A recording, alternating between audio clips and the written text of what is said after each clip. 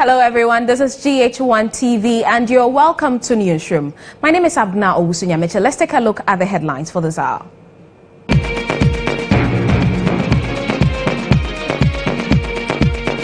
Three former queens accuse exclusive events franchise holders for Miss Ghana beauty pageant of sexually exploiting them.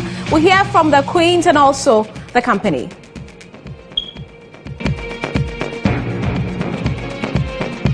The People's National Convention heads to court after the party's chairman and 18 others were whisked away for allegedly flouting the Public Order Act. You'd want to stay with us for the chairman's rather emotional interview with GHOne TV.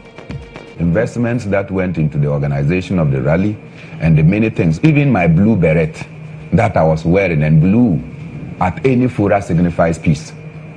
Not so. The police had to take even that one from me, with guns on my head. And when my little boy saw that, he felt the shock of it. How is he doing now? He is good. When I told him I was going to the police to report this morning, he started crying. And I told him all was well.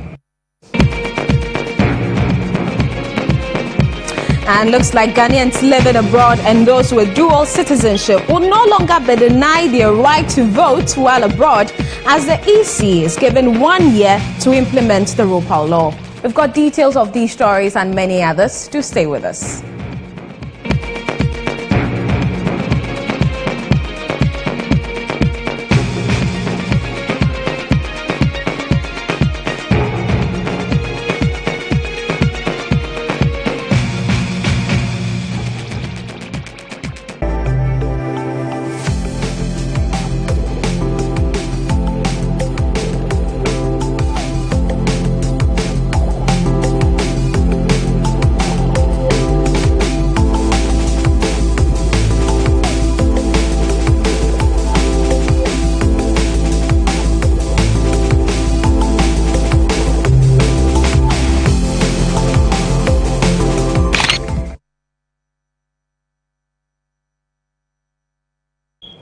Thank you for joining us on Newsroom. Now we are beginning on a rather beautiful note. Not so beautiful. We're talking about the Miss Ghana beauty pageant. Three former queens have accused Ghana's beauty pageant, the oldest one at that, of exploiting and pimping the queens.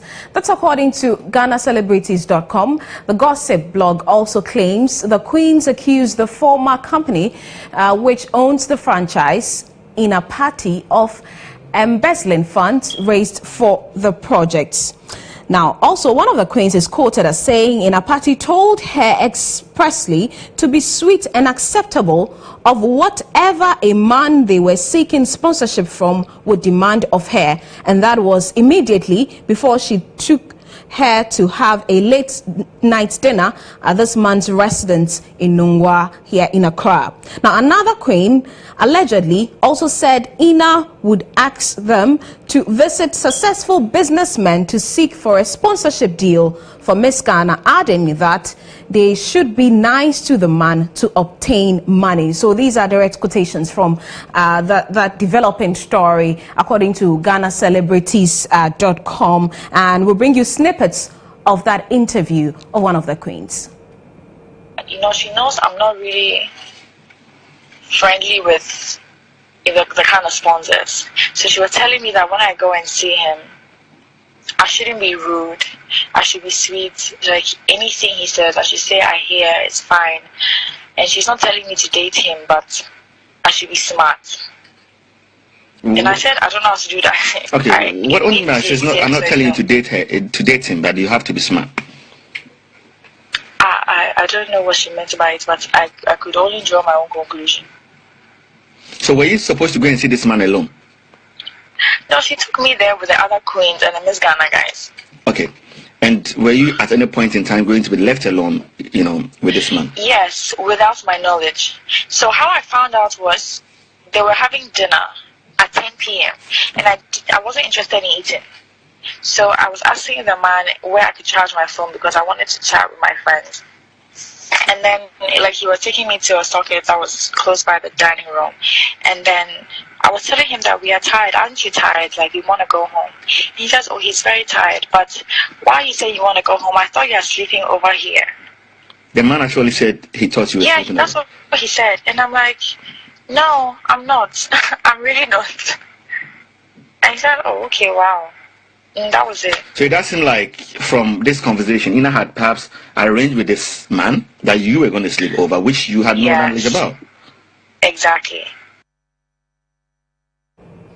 Well, you heard the voice of Miss Ghana 2015, Antoinette Delali Kemevo.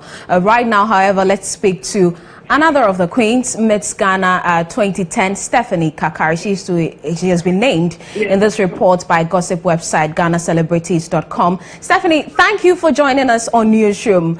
Can you confirm that you indeed granted this interview to GhanaCelebrities.com?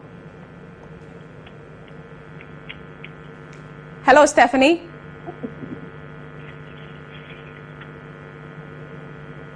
Has been put on hold. All right, we seem to be having some challenges with that connection to Stephanie Kakari. She is Miss Ghana 2010, and it's all about the revelations made by that gossip blog about how they are accusing Inner Party and the company that owns the franchise for the Miss Ghana beauty pageant of exploitation. Talk about sexual exploitation, among other things. And we will soon hear from the company. We are able to speak to the PRO, Arnold Asamoah Baidu. And earlier we brought you a clip of one of the queens, the 2015 Queen Antoinette Delali Kemevo, on some of the revelations she gave to the gossip blog. And we are trying also to speak to Stephanie Kakari, and she is Miss Ghana 2010, to unravel the mystery behind this whole issue. Now, what you have on your screen are some terms of the contract that these queens were made to sign with the company after winning the pageant. So that is what you have. So that's the video, and this is what is being purported that the queens had signed with the company following being crowned as Miss Ghana, respectively, depending on the years in which they won. We are told that this is the contract. We'll hear from the company to confirm as to whether this is indeed what they made the queens sign and what they have to say about the allegations that are out there. This is Newsroom on GHOne TV, and we are beginning with this developing story on the Miss Ghana beauty pageant. Very soon I will bring you some other stories. We know that the developments in course, the raw power has been passed, and we will hear from, all right, so we've been joined by Stephanie Kakari right now. Stephanie, good morning. Good morning. Thank you for joining us on Newsroom. Now, tell us, did you grant this interview to GhanaCelebrities.com? Yes, I did grant the interview. And why would you sign such a contract without a lawyer? All right, okay. Sweetheart, the contract that is being shown is a contract, I think it's a recent contract. My contract was not like that. It wasn't as deep as that. I think over the years it got, the contract got deeper, but mine wasn't that deep. Okay, and so for you, that is not your contract. But what is your experience? I'll say 60% of the, or 70% is things. Which aspects specifically? Which aspects? Hello, Stephanie. Yeah, hello. So what was your experience? Were you also exploited sexually? No, I was never exploited sexually. I never had that situation. I went through more of, I would say, verbal abuse, and I was cheated naturally in several areas. But no, I wasn't. For me, I didn't go through the sexual abuse or sexual exploitation. So yours is just verbal abuse? Yes.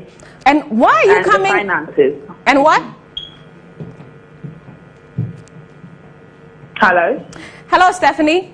Yes, yes. Yeah, I'm trying to understand the form of abuse you suffered and why you are coming out now. Okay, see, I am not coming out now. I have been, if you look at the trend, I have been speaking about the management for a while. So I personally, this is not my first speaking about it. I've spoken about it separately.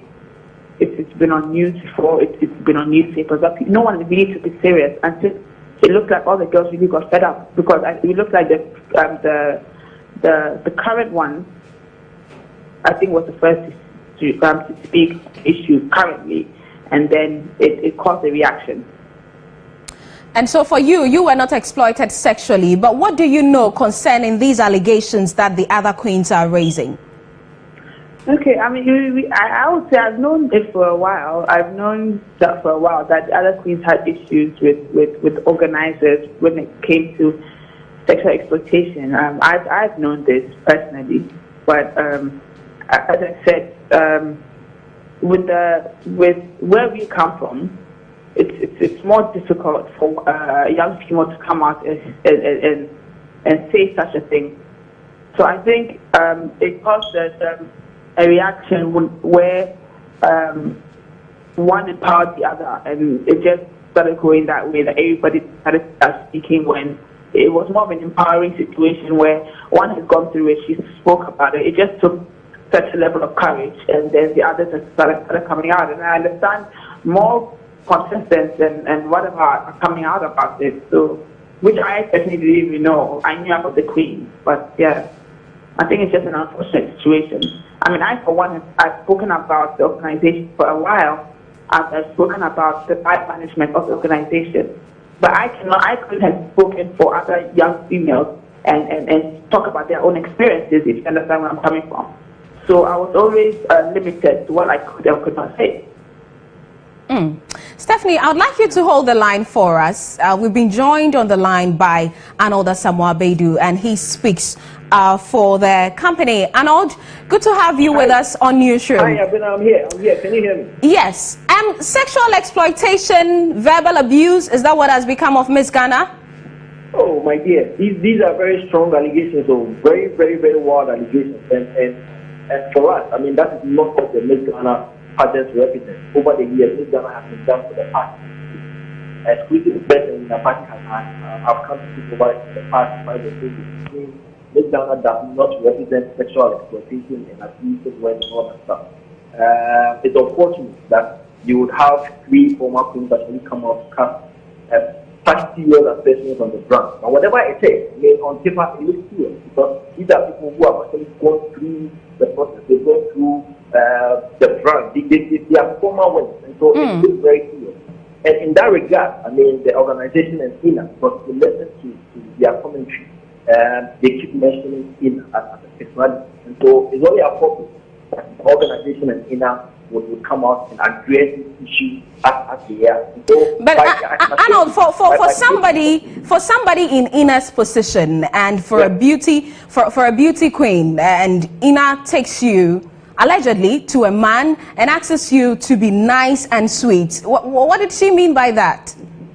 Okay, so like I was saying before you came in, it's a fair and appropriate for us all to actually wait and listen to the side of INA, because you're fair, very much unbalanced. You actually have one side and not listen to the other. And so it has been arranged that by close of day or by 5 p.m. today, INA and the exclusive event, who are the organizers of Newsroom, will come out with a response, thorough and detailed response to other allegations that have leveled that fact. And so INA will respond to those allegations. But let's talk about. I mean, she's supposed to. I mean, clearly, but her brand. I mean, if you analyze the level of the allegations, these are serious allegations. I mean, to have your brand being associated with escort-related activities, I mean, that's serious. That is injurious.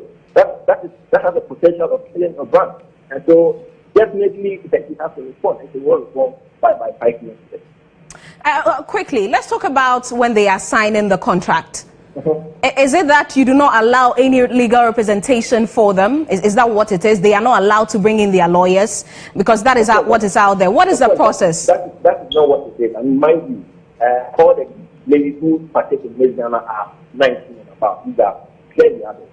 I mean, again, they have their parents. You have a contract. Read it yourself. You are in the university. You should be able to decipher what the contract says. again, they are posted to their parents for review, and they are lawyers. But I mean, let's wait for 5 million, and these issues with that contract will also be addressed by INA and the city. Now, let's talk about the Queens. Yes, for instance, in Antoinette's case, she is alleging that one of the sponsors asked her to stay the night, and this is somebody the company needs money from for one project or the other. Is there any sort of arrangement for the company, exclusive events, to protect these queens? So, of course, I mean, once you are signed on to Miss Ghana, once you are labeled as a beauty queen, it's the responsibility of the pageant and the organizer to actually take over without protecting the safety and all. It's clearly that's never been in doubt. But again, with that allegation, let's wait for the official review. And once we get a balanced view from both the people alleging and the organizers, I'm sure we'll be able to have a very balanced, platform to really talk about this issue. But you're the PRO, you should tell us the company's position on this. We understand there was a meeting yesterday. Well, didn't these issues come up until we wait to hear from Ina herself? But I don't know what else you would want me to say, because if I tell you there will be a release, I'm not privy to any meeting. I mean, there was a meeting, I'll be in a better position. But even there was a meeting, I mean, why not? I mean, these are very clear conversations that have been leveled against them. And this, maybe you wait for it and discuss and see the way forward. Or even if you are coming out and report, you are supposed to meet over it. What do you address? Which one do you see to the thing? It's important the organization will make a response. And I'm telling you, once the inner or the organization are solving this fault through them in the bin, it will be addressed. By close of days, it will be addressed. So you should have the assurance. I am telling you, an PR or somebody who speaks for the organization, either he's been attacked or in better and the organization would respond. And I really do not know how you need to go again. Arnold, I would like you to hold the line and let's take a listen to one of the tapes in which they are alleging that even the monies accrued from the sponsorship from the projects, they are not used for what they are meant for. Take a listen.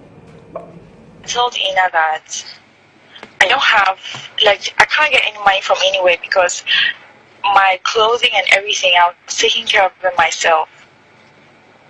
So I was already broke in the first place. So the $10,000 that she was mentioning, it was like, if somebody dashes me that money, that's a dream come true. Okay. Yeah, so I spoke to this girl, Miss Sarah Leon, and I asked her how much she was paying to go to Miss World. I texted her on Instagram and I asked for her WhatsApp number so we can talk. So I was asking her, how much she was paying, and she told me she was paying $5,000. So how come your contract said 10,000? Exactly. I don't know why. But when you went to Miss World, did you ever find out what the actual entry sort of fee is? This is information I believe you should be able to get yourself. But I know very much being reliant on I asked another African. I asked a few Africans and they all said 5,000, but then the Europeans said theirs was 10,000. I figured because of the country. The way she used to treat us, we couldn't even ask her any question because it's like, you're scared. Why are you scared? You live in a very liberal country. You wouldn't let somebody just impose anything on you at all. Yeah, but the way you see, that's the thing. You have to come into contact with her to know the way she talks. She has a very, I don't even know the word to describe the way she talks. You can't, unless you gather some amount of courage. And that took some time. Initially, in the beginning, you can't question her. I told Ina that. And so that's the voice of Antoinette Delali Kamavo, Miss Ghana 2015, who has also been making those allegations. And unfortunately, we've lost Arnold on the line, but Stephanie is still with us. Hello, Stephanie. Yeah, hello. Yes. Tell us about your experience with money, the monies you raise, and then the projects. Let me quickly ask you something. I didn't really hear what Arnold said. It was the Okay. The a bit faint. So oh, okay. Just summarize it a bit for me so that I well, he's saying that Ina would come out and personally respond to some of the allegations about the exploitation and abuse. But I want to find out from you your experience when it comes to the funds you raise for the various projects. Okay. For me, I got, from my side, mine was about Miss World.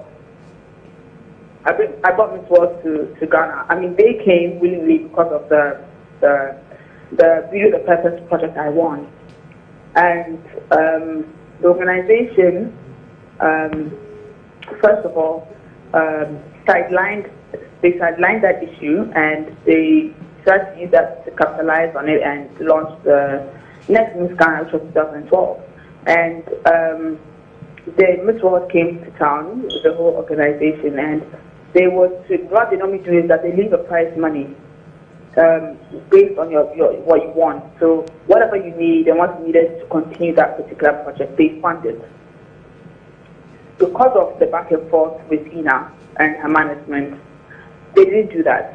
So the project was abandoned because they realized that there was no common ground on the passion and what exactly we're doing under the charity. That was one. Two, after we had a charity ball. That charity ball was to raise funds for the project.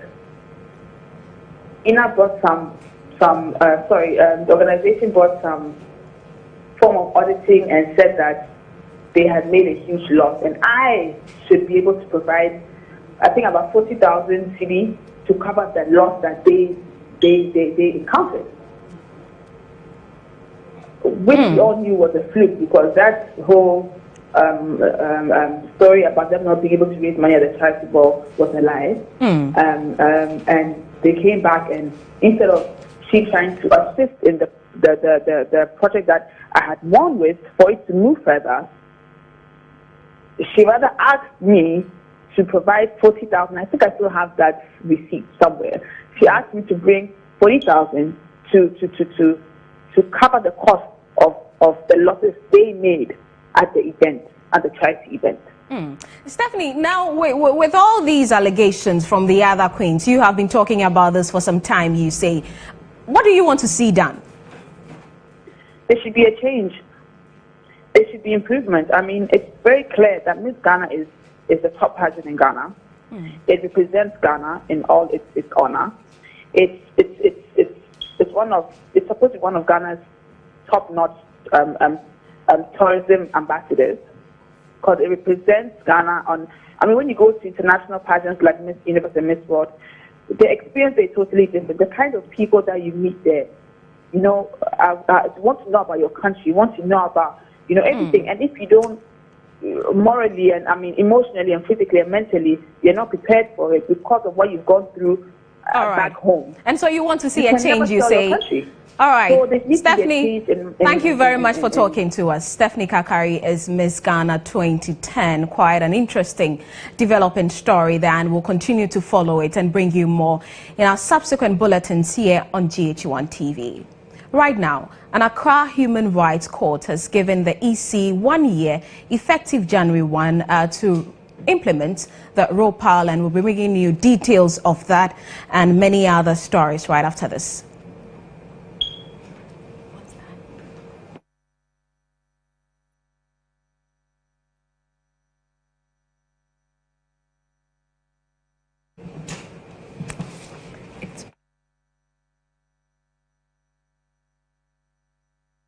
Scenes from the court on your screen now, and I've been joined in the studio by my colleague GHOne, and the Accra Human Rights Court earlier, as I mentioned, gave the EC 1 year, effective January 1, to implement the ROPAL. Now, Justice Anthony Yeboah, in delivering his judgment, said the EC failed to justify the 10-year delay in implementing Act 699. This old age law is to allow Ghanaians living abroad, including those with dual citizenship, to register and vote outside of the country. And my colleague GHOne Karim Dini Osman joins me in the studio. He was in court for us. GHOne, it has been an old age battle as we say. Tell us about what transpired in court first. Well, it was quite an extensive verdict that Justice Anthony Yeboah gave.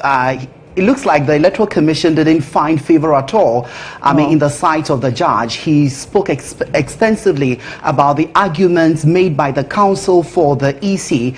He indicated that despite all the arguments that the EC council made, they were not able to justify why the delay.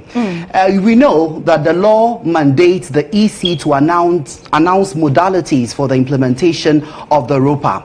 But the law doesn't give specific time. Okay. And so since the passage of this Act 699, the EC has also not given itself a timeline or a plan towards the implementation of the Act. And so these applicants from abroad have been on the neck of the EC asking, when are we going to see the implementation of this very particular Act? The response they get is that they want to take a cautious process and do it stage by stage without necessarily stating timelines. And so that was the crux of the issues at the court. And so from what you say, it's because of the lack of modalities. That is what sort of got the EC to take that approach. Exactly. And so the applicants were actually seeking some 10 reliefs, and I am sure they were all granted by the court. And so, for instance, the judge in his ruling indicated that the EC has failed to justify whether indeed the challenges that they have encountered are the reasons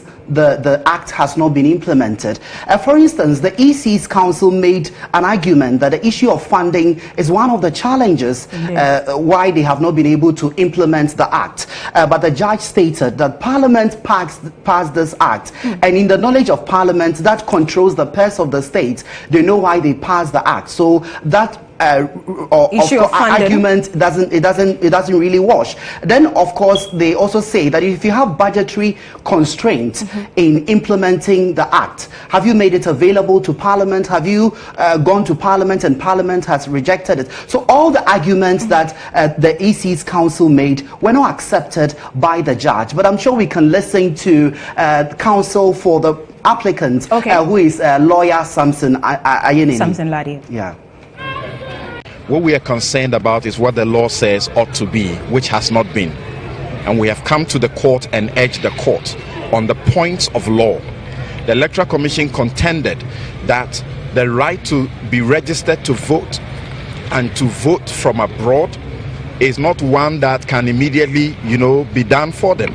Even though it claims that it had been doing so assiduously, the evidence shows that it has simply been sleeping on the job or just deliberately not intended in making sure that what Parliament had done was actually, was giving, as it were, what it needed to be done. Number one, they challenge our view that the right to vote is a fundamental human right.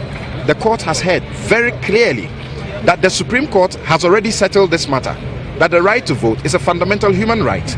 And we didn't come only on the Constitution of Ghana, because the law allows that certain rights that are required for an effective democracy, if they are not here as fundamental human rights, are applicable. So we went all the way to the African Charter. We urged the court on the African Charter, on the Universal Declaration, on the European Convention, and all of those. And the court has held quite rightly those provisions of law. And Samson Ladi Ayenini, lawyer Samson Ladi Ayenini, is counsel for some Ghanaians who took this matter to court, the issue of ROPA. Yeah. So let's talk about the applicants. I presume they were very excited. It was very an exciting moment for them. But one thing that also stood out was the EC's argument on the fact that they have delayed it in the interest of the public. Now we know that when you talk about public interest, the issue about public order, public safety, public health, and of course public morality all come to play. But the judge indicated that I have looked at this act critically. It does not offend any of these things that you talk about. And it is their right. It is their right. And so come and see the applicants. They were so excited and they just couldn't help than to say something. We just came out of chambers for Judge Anthony Yeboah, and he has ruled in our favor. This is a victory for Ghana. We are so excited. With me, my name is Kofi Koranteng. With me, we have the chairman of Progressive Alliance Movement who flew in from New York. We have some Muslim crowd. I'm going to have him do the introductions. But just so you know, for the whole of Ghana, today, the 18th of December, 2017, just before Christmas, the EC has gotten what we've been waiting for the last 10 years. We started by saying that we had a right. We had a fundamental right to vote, and today it's a fact, and the whole Ghanaians abroad, Ghanaians living abroad, we have a victory that is incredible today. We're All right, and so that's one of the applicants. They're really excited. Just a quick one. So now we know that the EC has been given 12 months, effective January 1, to see to the presentation of the legislative instrument to Parliament, indicating the modalities for the operationalization of this very particular act. So at the end of the 12-month period, the EC has a window of 30 days to come and explain to the court if they fail to carry through with all these processes. And that also means that if indeed the election of MMDCs, if it's come off then, and with this implementation, the persons abroad will be able to vote, Ghanaians living abroad. Exactly. Thank you very much. So it's a very historical ruling. And we'll bring some more interpretations to our viewers later on. Thank you, GHOne Karim Osman, my colleague who was in court for us. Moving on, the People's National Convention is heading to court over the arrest of Chairman Bernard Mona over the weekend. Now, Bernard Mona and 18 others were picked up by the Nima police for converging to embark on a peace march as members of the Ghana-Togo Solidarity movement to draw the attention of local and international authorities to the political crisis in Togo. In fact, they were detained for hours and later released. Bernard Mona, who spoke earlier on GH Today, said the action of the police is a gross violation of his human rights.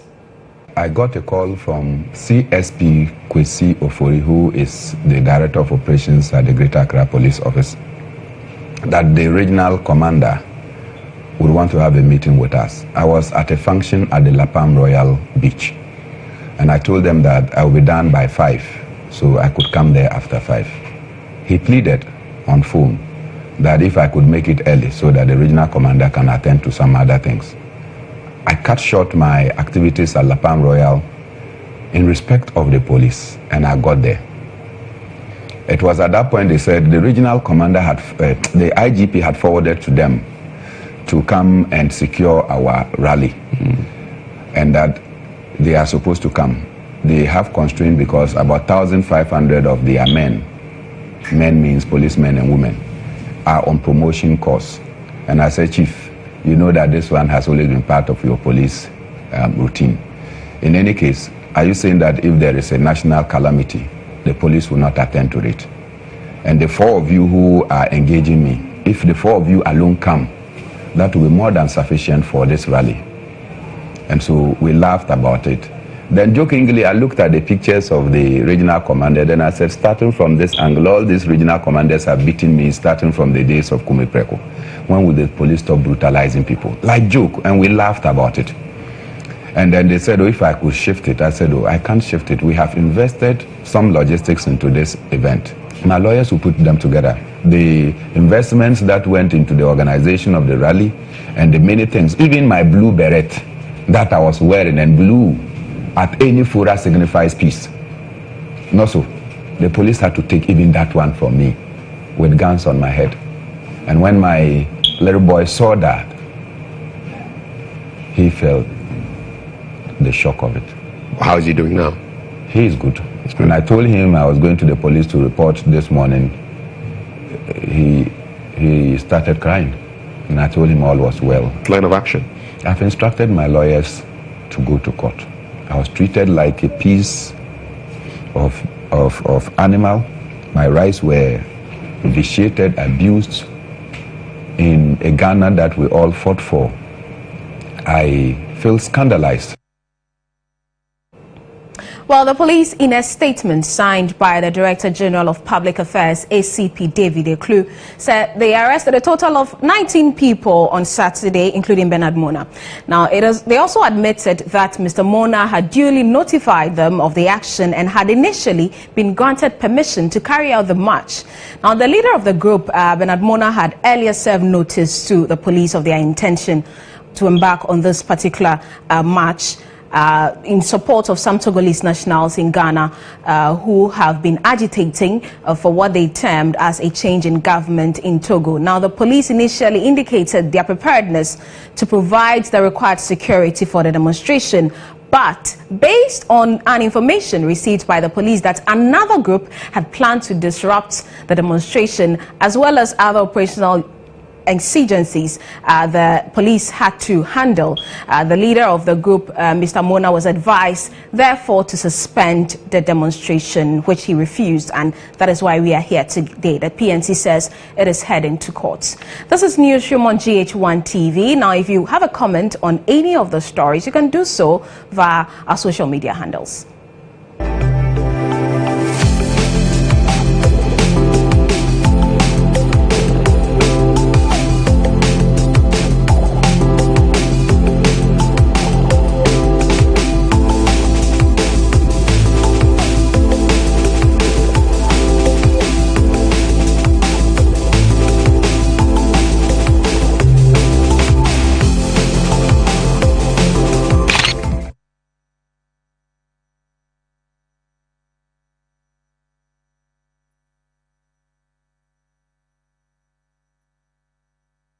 Now let's talk about the NPP, and the party was busy over the weekend at its conference in the Ashanti regional capital, Kumasi. Now, before the conference intended to amend the NPP constitution could get underway, the president announced that 3 controversial proposals submitted for consideration had been withdrawn. Now, chief among these was the proposal to bar dual citizens from contesting any party position. We have fulfilled our achievements, which have won the admiration of the nation. We have fulfilled our free senior high school pledge. And our determination to revive the National Health Insurance Scheme and the country's agriculture. It is clear already that the program for planting for food and jobs is a success and is going to lay a good foundation. I'm asking you, let us remain united. Is not a sprint. It is a cross country. It is a marathon race. And we're going to win at the end, not just at the beginning. I want us to have a business-like conference and make it clear to Ghanaians that we are indeed the natural and proper party of government for Ghana. Work with consensus and with unity. We have agreed the 3 controversial amendments are going to be withdrawn. The first is the amendment making it impossible for dual citizens to hold party office and contest elections. That amendment will be a disaster for our party. It will lead to the collapse of our overseas branches, and it is not constitutional. I'm aware of the problem that the amendment seeks to cure, but we have to deal with it in another manner. And that is amendment number 30, Roman 5A, at page 8 of the book. The second proposal that is going to be withdrawn and has been withdrawn is the one that gives MPs the right to appoint members of the constituency executive. I am strongly opposed to the measure, and it is going to be withdrawn. Well, President Akufo-Addo there, we've been joined by Dr. Edward Brenya, the political scientist at the Kwame Nkrumah University of Science and Technology. Doc, we're grateful for your time with us on Newsroom. Clearly, this conference objective wasn't achieved. What does this say about the party? Good evening, and good afternoon to the able listeners of GHOne. It's interesting. Well, you see that this was a parliamentary caucus that was in a way trying to impose their will on the majority of the party. But they went down and the people showed that they are the one that wears the power. They elected them, and therefore their will is what must be withheld. And that's what happened. But you mentioned imposition. Is that to say that all the proposed amendments, they weren't objective enough? If you look at the amendment that was shut down, the one that the president complained about, members of parliament appointing constituency executives, yeah. This was something that was meant to protect the interests of the members of parliament. When we look at the issue of dual citizenship, at a time when many are even calling for the 1992 Constitution to be amended so that dual citizenship can actually come and hold our position at the national level, it was interesting that that would come up as a party trying to prevent its members from taking position if they hold dual citizenship. When we know very well that when a party is in opposition, most of their finances tend to come from the members that are outside. So I wasn't surprised that at the end of the day that was also shut down. One that makes the president the leader of the party. That was very interesting. That was very interesting because I thought that probably they would want to look at it from what NDC and others adopted. But they show that they are different. They show the fact that the NPP as a political party will want to separate the party from the executive. And I think that probably was the reason why they shut that down too. But even though it's not contained in their constitution, wouldn't that be the practice technically? Because for a president on the ticket of that party, everybody will revere him and the final decision will rest it with him. Yes, when the party is ruling, no two ways about that. But this normally comes out when the party is not in office, when they are not ruling. And that's where normally you have the flag bearer being the opposition leader. But when it comes to decisions that need to be taken within the party, it becomes an issue. You have a chairman who legally is the head of the party, and then someone that contended as a flag bearer who was not successful, and they become a sort of power play. And to avoid that, if the flag bearer is not the leader of the party, then of course you can have the chairman and the other executive man the affairs of the party. And so looking at all this, majority of the amendments which sort of favored parliamentarians were shut down. Will it create any form of bickering amongst them when in relation to the party executives, the constituency executives and the district executives? I don't really think so. Because at the end of the day, the parliamentarians still need this executive in order to maintain their offices. So they would rather find a way to amend whatever suspicion those at the local level might thought that they were trying to impose on the party, so that they can move on as a united party and use them to achieve their interests. Thank you very much. Dr. Edward Brenya is a political scientist at the Kwame Nkrumah University of Science and Technology in Kumasi, and he joined us via Skype on that conversation about the NPP's conference yesterday in that area. Now, poor attendance has forced Parliament to adjourn sitting. Well, the Speaker, Michael Quay, actually, the House was supposed to approve 27 budget estimates. However, when sitting began after 10 a.m., there were only 5 minority and 13 majority MPs, halting the business of the day. Here are excerpts of proceedings. All right, Ibrahim Al-Hassan is our parliamentary affairs correspondent and he joins us via telephone. Ibrahim, so paint a picture to us. How was the House like today? Virtually empty. This is an unusual sitting day in Parliament. I must say, Parliament usually sits on Tuesday and then rise on a Friday. So basically, it's because the House will be rising for the Christmas break this weekend.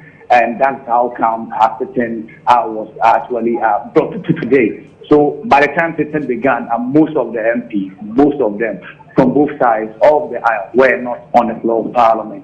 And there were not even ministers, and for that matter, chairmen of committees who could move the motion for these budget estimates to be adopted and approved. So that actually compelled the Speaker to suspend sitting for more than an hour to make room for the members of Parliament who might have traveled to their constituencies during the weekend and now making it back to the city to make it to Parliament for the business of the day to be transacted. As you are aware, Abena, over the weekend, especially talking about yesterday, the members of the majority, MPP, were also in Kumasi for the party sessional ordinary delegate conference. But Ibrahim, most of them were now making it back to Parliament. Even aside the Congress, ordinarily Parliament doesn't sit on Mondays. What brought about today's sitting? Well, it's because of the backlog of activity that they need to engage in before the House rises on Friday. The House will be rising on Friday. So there are a lot of outstanding issues that need to be cleared from the table before the House rises. I'll talk about over 27 budget estimates that are supposed to be approved. If that doesn't happen before a certain specific day, what it means is that the appropriation bill cannot be passed. If the appropriation bill is not passed, it means the president cannot be mandated constitutionally to spend from the consolidated fund. So the Parliament is racing against time, and that's how come even last week it started on Monday, and this week today to be sitting on Monday. As we speak, the House has reconvened with substantial number of members of Parliament showing up now. The Labour and Employment Relations Minister is on the floor, and his budget estimate is being debated as we speak for pending and approval. Ibrahim Al-Hassan, thank you very much, and he is our parliamentary affairs correspondent. Newsroom will be back with more to stay. Radio petitioned the Securities and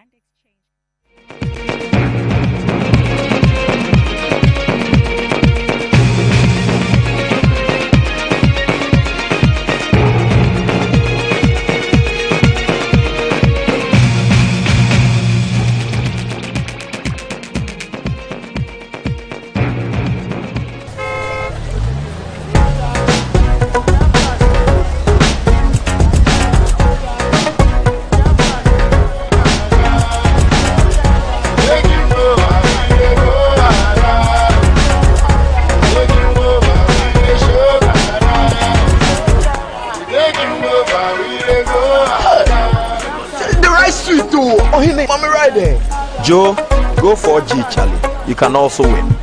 Yes, you can own a 2-bedroom house, a brand new car, cash prizes, iPhone 8, Samsung Galaxy S8, 4G enabled devices, and airtime. Keep doing the things you love on MTN Superfast 4G and win big.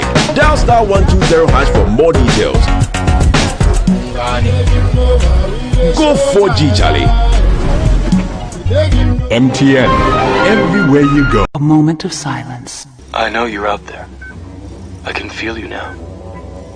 I know that you're afraid. You're afraid of us.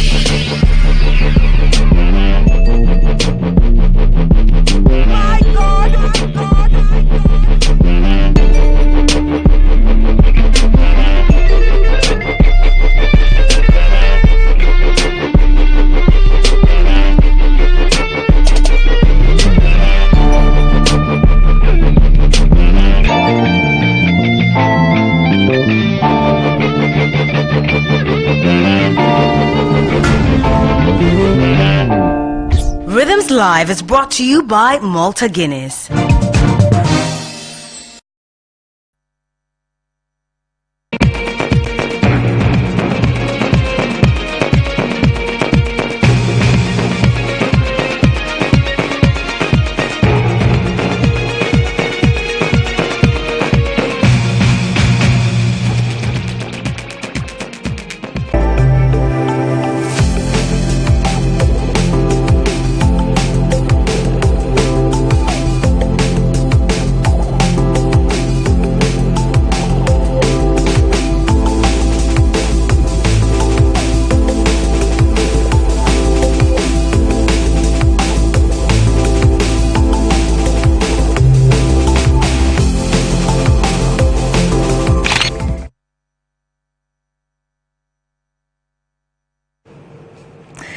Welcome back. Let's bring you some business stories now. Telecommunications company MTN Ghana has premiered Hollywood blockbuster movie Star Wars for some of its customers at the Silverbird Cinemas in Accra. Now, the gesture by MTN forms part of the company's decision to reward some of its loyal customers. The worldwide premiere is part of MTN's plan to reward some of its loyal customers on MTN Pulse, the youth segment of their customer base. The Walt Disney production Star Wars, The Last Jedi, is the second film in the Star Wars sequel trilogy following Star Wars. The Force Awakens, which premiered in 2015. In the film, the Skywalker saga continues as The Force Awakens join the galactic legend in an epic adventure that unlocks age-old mysteries of the Force and shocking revelations of the past. Controller of youth segment for MTN Ghana, Gloria Achampon, said MTN has a lot of giveaways this festive season, hence customers should be on the lookout for more. We have Mother tonight, for instance, there's a Carol's night tonight, and there's speed shopping in Kumasi tomorrow, and that's speed shopping in Accra next week, and a lot more things. People are getting vouchers for shopping for free, and a whole lot of things happening for MTN customers this festive season. On the lookout. Who knows when we'll knock on your door to surprise you? Just look out for MTN and be on MTN Pulse. Some of the lucky beneficiaries share their excitement and how they got selected. I was called that I was a loyal customer, so they were rewarding me.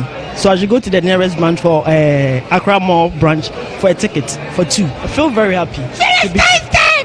Thank you very much for letting me watch the Star Wars Last Jedi.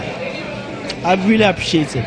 Yeah, I was called on phone to come to any nearest MTN head office at Accra Mall for my tickets, and I'm so excited. Actually, I'm hoping it will be very interesting and exciting. We say MTN, thank you, and we love you. All right.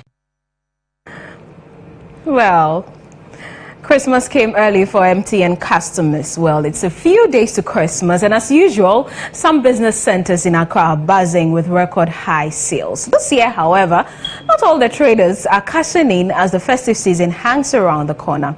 Well, William Evans Inkum visited the Central Business District in the national capital and has come through with this report. Dreadlock and frustration sets in. How long have you been in traffic? For about 30 minutes. But the pressure on the road seems to be on the low as compared to the market.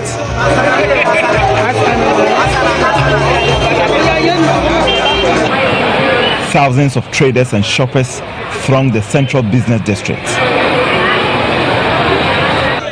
Sales appear to be picking up in the build-up to Christmas. Traders have done all means possible.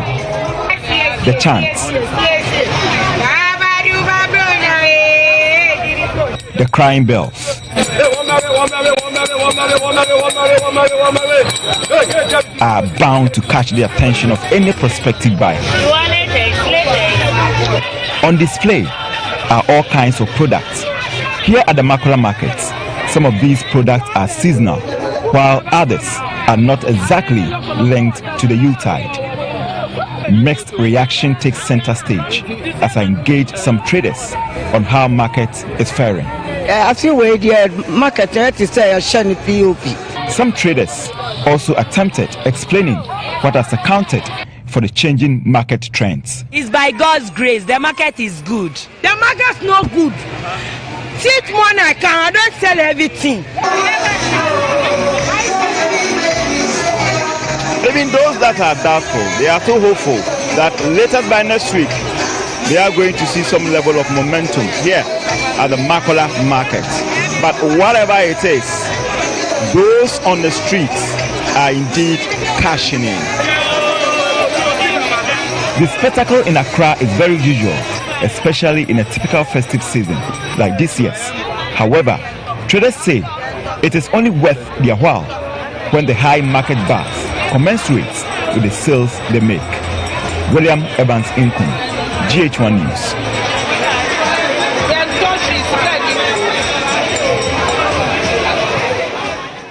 Well, Christmas is indeed approaching very fast, and Can't wait to receive your presents, so do send them.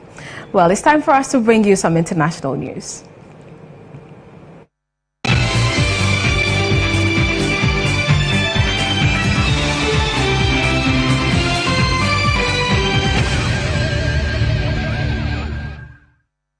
At least 61 people have lost their lives in clashes in Ethiopia's Oromia region since Thursday.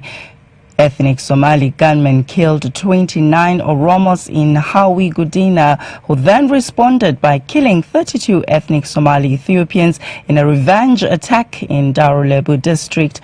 According to the regional spokesman Adisu Arega Kitesa, Adisu said more than 350 homes were also destroyed. The deaths came days after soldiers opened fire on protesters in Oromia's Kelenko town, killing 16 ethnic Oromos. Regional President Lema Magesa said it was unclear who ordered the deployment of the military on Tuesday, but said this illegal act should be punished. Hundreds have been killed and hundreds of thousands displaced in months of ethnic clashes and anti-government protests in the regional state. More than 5,000 delegates are taking part in the 4-day ANC elective conference at the Expo Center in Johannesburg. Thousands of delegates are voting in Johannesburg for a successor to President Jacob Zuma as leader of South Africa's ruling African National Congress, the ANC.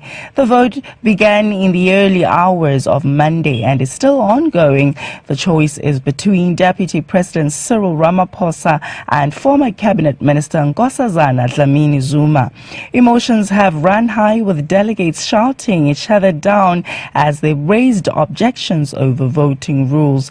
The eventual winner will be in a strong position to become national president after elections in 2019.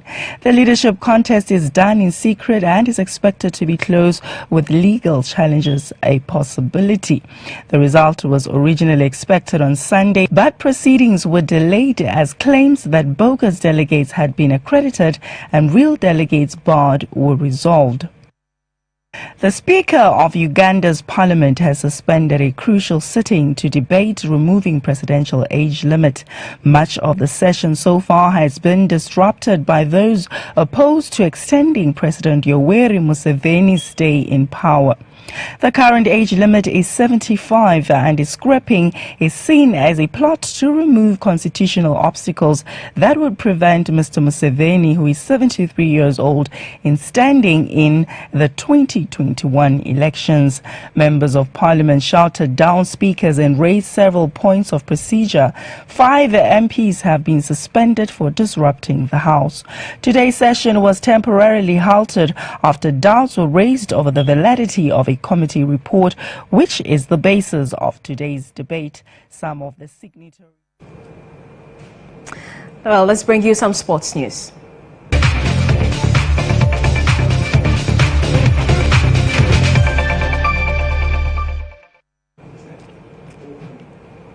And we've got a package of the English Premier League highlights for you.